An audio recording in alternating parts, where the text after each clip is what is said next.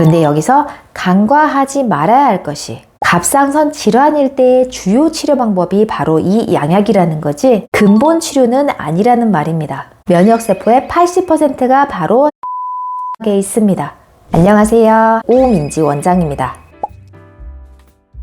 우리가 갑상선 질환이라고 하면 보통 갑상선 기능 항진증, 갑상선 기능 저하증 이렇게 두 가지를 설명합니다. 그리고 진단을 그렇게 받게 되면요, 양약을 처방받아서 드시게 됩니다. 그런데 여기서 문제가 하나 있는데요. 별 생각 없이 내가 양약 먹으면 괜찮다라고 해서 양약을 받는데 이것을 밥처럼 평생 먹게 되고 양약을 먹다가 부작용과 후유증이 생기면 그것을 감내하고 살아야 된다는 건데요. 그래서 이런 환자분들이 저희 한의원에 오셔서 뭐라고 얘기를 하시냐면요. 내가 갑상선 약을 먹고 있는데 몸이 너무 여기저기가 안 좋다. 이런 부분들이 치료가 가능한지, 또는 양약을 먹고 있는데 이 양약을 줄이고 싶다 혹은 끊고 싶다라고 해서 오시는 환자분들이 많습니다. 단적인 예로 저희 환자분 예를 들겠습니다. 4년 정도 전에요, 갑상선 기능 항진증 진단을 받으셨는데 양약을 드시기 시작하셨어요. 그런데 이 양약을 드시고 부작용이 너무 심하고 피로감도 심해지고 두근거림 이런 증상들도 심해지니까 생활이 너무 힘드셔서 저한테 오신 겁니다. 첫날에는 실제로 오셔서 제가 어떻게 치료를 하는지 갑상선의 치료 원리를 설명을 해드려도 정말 이게 좋아질 수 있을지 반신반의하셨습니다. 결국 일이 바쁘셔서 시간을 많이 내진 못하셨지만요, 꾸준하게 주기적으로 오셔서 갑상선 약침, 한방치료를 시작하였습니다. 치료 시작한 지 2달 정도 됐을 때는요, 평소에 있던 상열감, 두근거림, 불면증, 소화기 장애 이런 증상들이 거의 다 많이 좋아지셨거든요. 그리고 저희 한의원에 있는 갑상선 혈액 검사기로 처음 오셨을 때부터 TSH 갑상선 기능 항진 검사를 했습니다. 그리고 증상이 많이 좋아지셨다고 해서 다시 검사를 해보았는데요. 그랬더니 전보다 TSH, 갑상선 자극 호르몬 수치가 현저하게 좋아진 것을 환자분과 제가 확인할 수 있었습니다.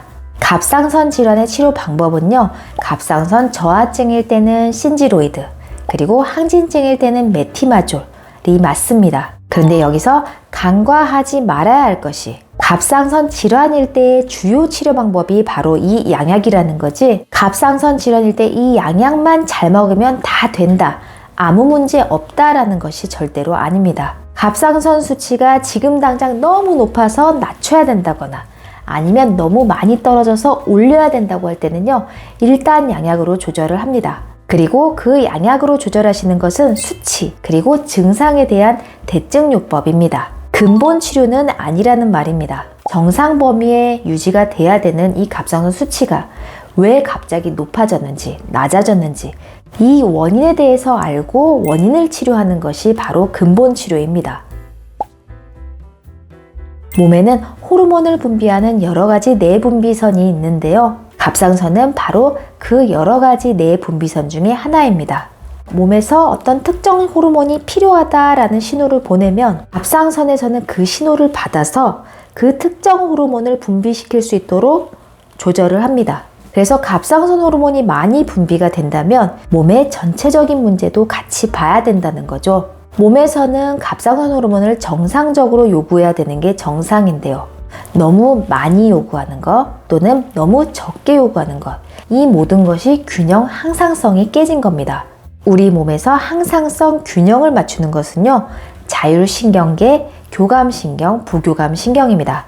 이 자율신경계의 조절은 경추신경을 봐야 하는데요. 경추에서 나오는 신경들이 혈관의 굵기를 조절하고 결국은 혈류량을 조절하고 혈액순환이 잘 되고 안 되고는요, 이 경추 쪽에 순환을 의미를 하는 겁니다. 이 경추에서 나오는 신경에 문제가 생겼을 때 해당 목근육이 단축이 생기고 두꺼워지면서 이 혈관과 림프를 누르게 됩니다. 그러면 당연히 혈액순환이 안 되겠죠. 갑상선 문제는 반드시 위장을 같이 치료를 하는데요. 우리 갑상선 환자분들을 눕혀서 배에 약침을 놓으면 환자분들이 항상 물어보십니다. 저는 갑상선인데 왜 배를 치료하나요? 자가 면역 질환이라고 다들 아실 텐데요. 우리 몸의 면역세포가 세균이나 바이러스 같은 나쁜 것들을 공격하는 것이 아니라 정상세포까지 공격하게 되는 것이 바로 자가 면역 질환인데요.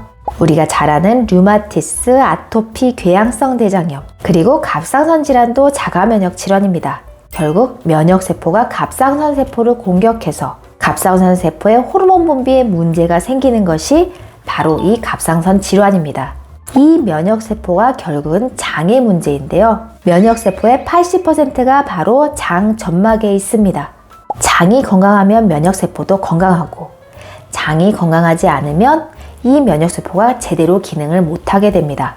그래서 갑상선 환자분들 다 진찰해보면요, 대부분이 소화기 위장이 안 좋습니다.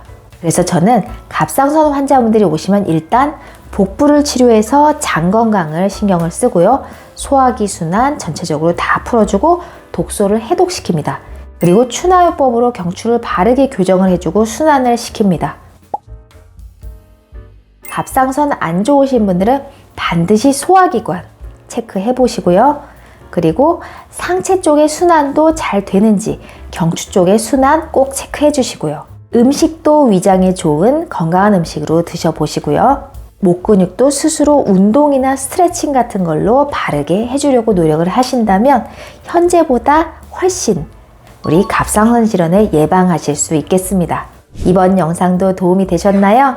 도움이 되셨다면 좋아요, 구독 꼭 눌러주시고 다음번에 더 좋은 영상으로 찾아뵙겠습니다. 감사합니다.